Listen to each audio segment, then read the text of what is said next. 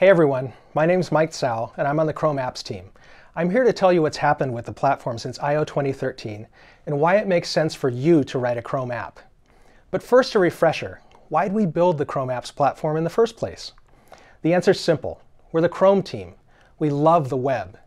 HTML, CSS, and JavaScript make a pretty awesome browser platform, and we wanted to use that platform outside the browser. For us, that meant three things: unlocking additional capabilities that aren't available to normal web pages, making web apps as discoverable and sticky as native apps, and doing all this while preserving and even improving upon the amazing reach of today's web. This is what Chrome Apps offer you as a developer. Chrome Apps capabilities fall into three groups. Immersive UI gives you, the developer, complete control over your application's appearance, all the way from window size and position to full screen with pointer lock. Your apps also have low-level access to device hardware, such as USB, Bluetooth, and raw sockets. And our offline by default model ensures that your users will always be able to launch your app regardless of connectivity. Again, through standard web technology, immersive UI that has powerful hardware access and runs offline. That's the core of what you get with the Chrome Apps platform. Now, building a powerful Chrome app is easy, but how do you get it to your users? We offer a distribution flow that's familiar to any mobile user. The Chrome Web Store takes care of listing, discoverability, ratings, reviews, purchasing, and installation. Just upload your app and we'll take care of the rest. After your users have installed your app, the Chrome App Launcher provides a convenient surface for your users to return to it. The App Launcher is familiar to any user of other mobile or desktop OSs. And just in case your users forget to launch your app, rich notifications remind users of important events even if your app isn't running. The Chrome Web Store, App Launcher, and rich notifications take care of distribution and user retention, letting you focus on making a great app. Okay, you've written an immersive, capable offline Chrome app. You're using the Chrome Web Store to distribute it. The App Launcher and rich notifications help keep up your active user count. But exactly who can you reach with your Chrome app? This is easy. If a device can run Chrome, it can run your Chrome app as well. Chrome apps are available on every desktop OS supported by Chrome. Through the Apache Cordova project, you can deploy your Chrome app in iOS and Android as well. And thanks to AppShell, the Chrome Apps platform will soon have a reach even greater than Chrome. I'll come back to AppShell in a bit. All right, so now you understand what the Chrome Apps platform is. And if you haven't yet seen Eric Kai's State of the Union talk from I/O 2013, that's still a great reference. But I wanted to talk about what's changed since then. There have been quite a few exciting developments.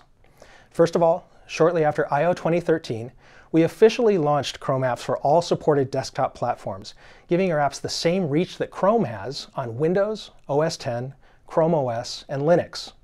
Next, we officially launched mobile Chrome apps on Cordova. Apache Cordova implements the Chrome Apps platform for iOS and Android.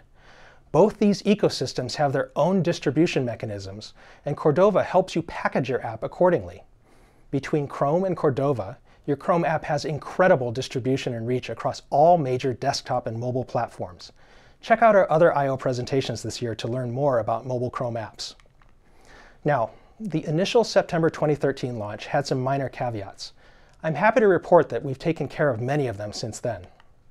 First and foremost, the Chrome Apps platform is at feature parity across all 4 desktop operating systems, including most recently App Launcher and rich notifications on Linux.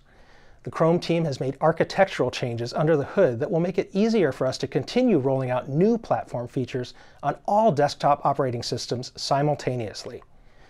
In addition to reaching feature parity, we've also improved our suite of platform capabilities. Managed in-app payments handles licenses you sell for digital goods in your Chrome app. Free trials allow you to explore freemium models for your app.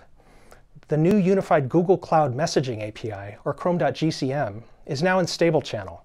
If you've already rolled out an Android GCM-based product, it's now much easier for you to include the equivalent functionality in a Chrome app. We've added better media scanning capabilities to the Media Gallery API, which ensures that your apps will get appropriate access to more user media files.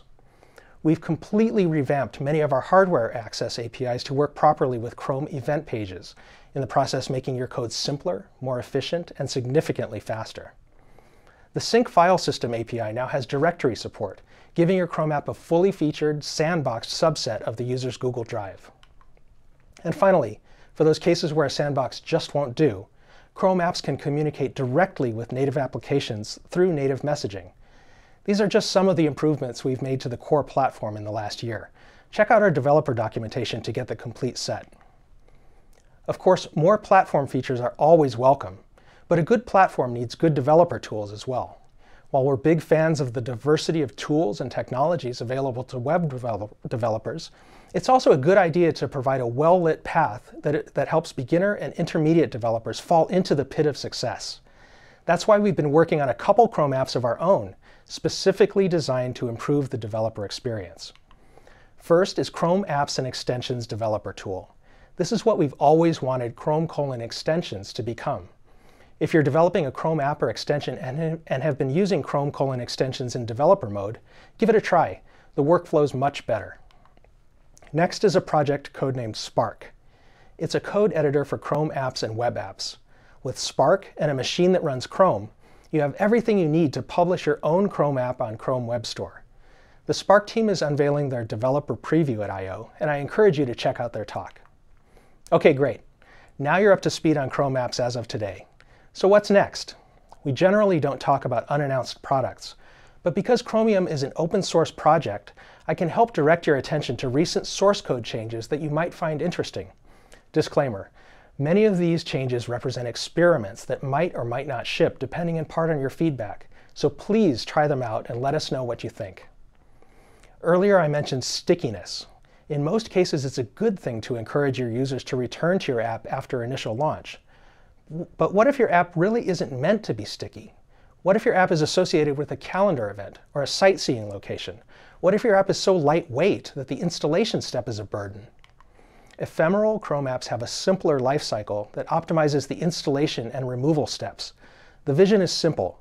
Make installation optional, replacing the Add button with Launch. Several versions of this experiment are available now on Chrome::Flags.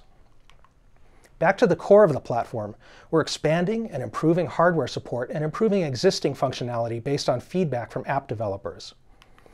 If you've tried out the Chrome app's USB API, there's a good chance you've run into a roadblock that it can't see devices describing themselves in whole or in part as HID class. To clear this roadblock, we have a new USB HID API in Dev Channel now for Windows and OS X, and we're working on Linux and ChromeOS support now. Many newer Bluetooth devices are BLE, or Bluetooth Low Energy devices. BLE is part of Bluetooth 4.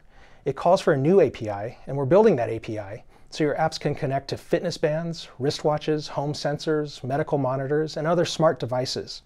Check out Chrome.Bluetooth Low Energy API for more. Next, Manifest v3. Bumping a Chrome app manifest version is a chance to bring forward best practices and deprecate discouraged ones. It's also a chance to introduce cool new platform features, such as a promises-based version of our platform APIs. We're getting ready to define what v3 is going to look like, and we look forward to hearing from you about it. Earlier I mentioned a project called AppShell.